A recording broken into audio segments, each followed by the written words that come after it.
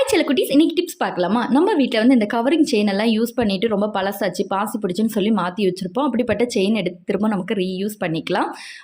நான் வந்து சின்ன ஒரு செயின் எடுத்ததுனால பாதி லெமன் தான் எடுத்திருக்கேன். பாதி லெமன் ஜூஸ் எடுத்து நல்லா கொஞ்சம் நேரம் ஊற வச்சுக்கோங்க.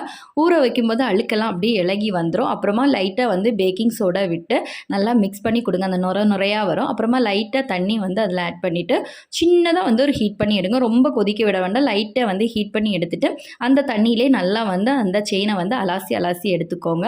எடுத்ததுக்கப்புறம் தனியாக ஒரு பிளேட்டில் மாற்றி வச்சுட்டு லைட்டாக வந்து கோல்கேட் டூத் பேஸ்ட் இருக்குல்ல, டூத் பேஸ்ட் வந்து போட்டுட்டு லைட்டாக தண்ணி ஊற்றி நல்லா வந்து அதை ஸ்க்ரப் பண்ணி விட்டு நல்லா தேய்ச்சி கொடுங்க, அந்த அழுக்கெல்லாம் போகிற வரைக்கும். அப்புறமா வாஷ் பண்ணி எடுத்துக்கோங்க. இப்போ பாருங்கள், கொஞ்சம் கலரெல்லாம் சேஞ்ச் ஆகி புதுசாகியாச்சு. அதில் உங்களுக்கு வேணும்னா வந்து மஞ்சள் தூள் ஆட் பண்ணி நல்லா வந்து அதை தேய்ச்சி தண்ணியில் வந்து வாஷ் பண்ணிவிட்டு ஒரு டவலில் தொடச்சி எடுத்து பாருங்கள். அப்படியே செயின் புதுசு மாதிரி மாறிடும். இந்த வீடியோ பிடிச்சிருந்தா லைக் பண்ணி சப்ஸ்கிரைப் பண்ணுங்கள். பாய்.